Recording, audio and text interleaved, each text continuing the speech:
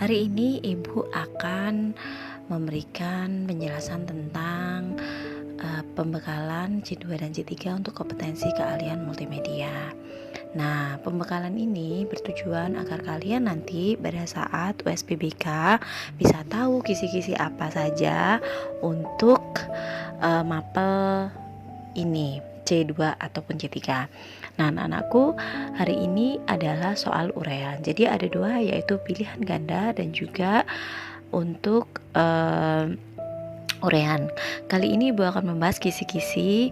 Ada 5 kisi-kisi, yaitu untuk mapel itu USBBK.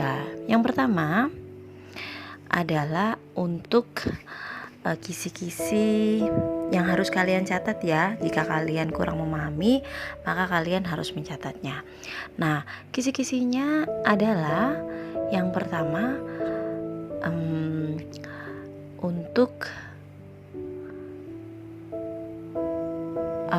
menetapkan penggabungan gambar dan teks yang berbasis vektor. Ini dulu untuk dasar desain grafis. Nah, contohnya adalah ini sebutkan kepanjangan dari CMYK. Maka nanti di uraian kalian harus menjawabnya dengan mengetik cain, magenta, yellow, dan K-black. Yang kedua adalah menerapkan prinsip-prinsip desain user interface pada multimedia interaktif berbasis halaman web dan media interaktif. Nah, dibagi menjadi 3, kalian bisa pilih di situ web statis, web dinamis, dan juga interaktif. Kalau disuruh menjelaskan, ya kalian harus menjelaskan.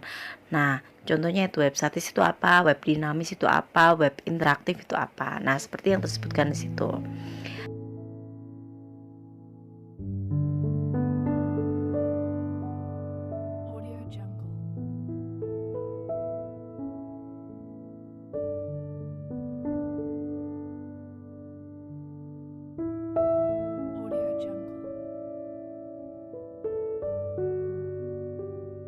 Nah, sampai sini sudah paham ya yang dimaksud uraian di USBBK itu seperti apa. Lalu untuk soal selanjutnya yaitu tentang PKK. Nah, sebutkan langkah-langkah perencanaan dan produksi massal kaos distro misalnya.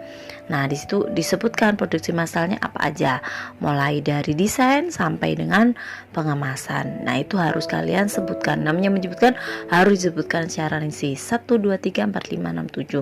Kalau lebih dari 7 juga bisa disebutkan. Nah, begitu ya anak-anak ya. Jadi harus rinci ketika kalian menjawab uraian.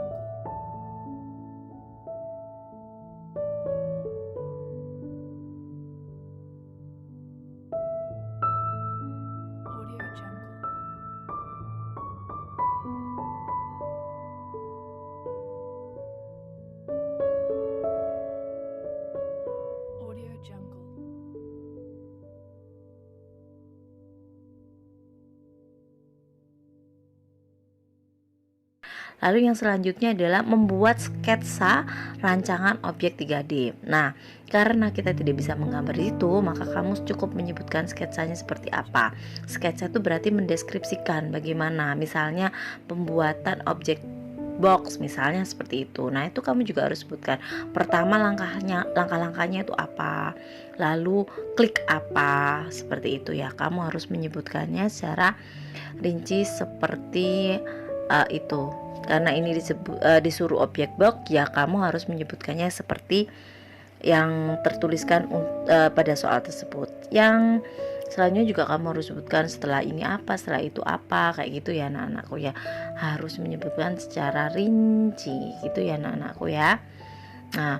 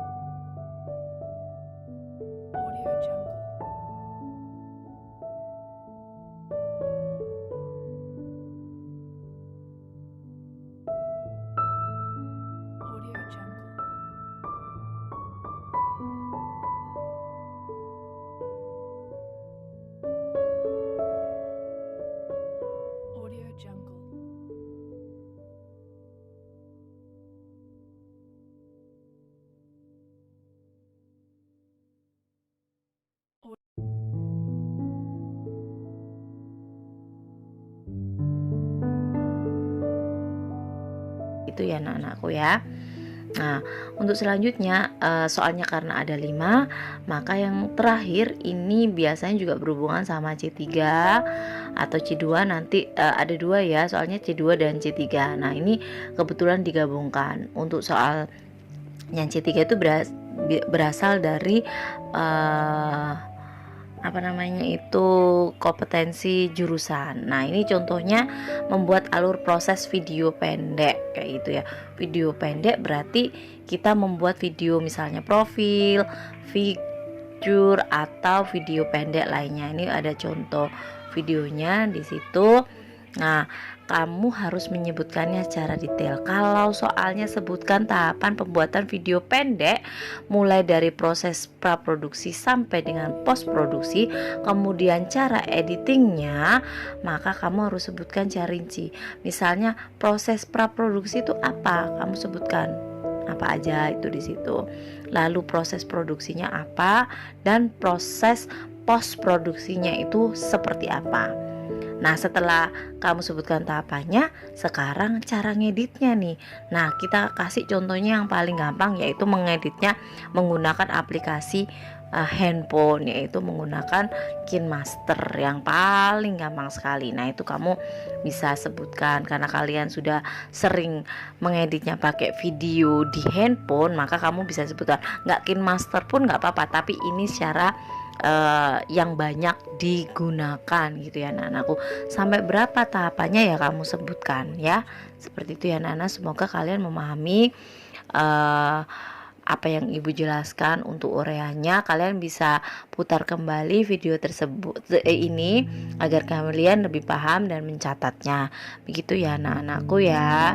Semoga ujian kalian itu berjalan dengan baik dan sukses, dan kalian mendapatkan nilai USPK dengan baik. Amin ya robbal alamin.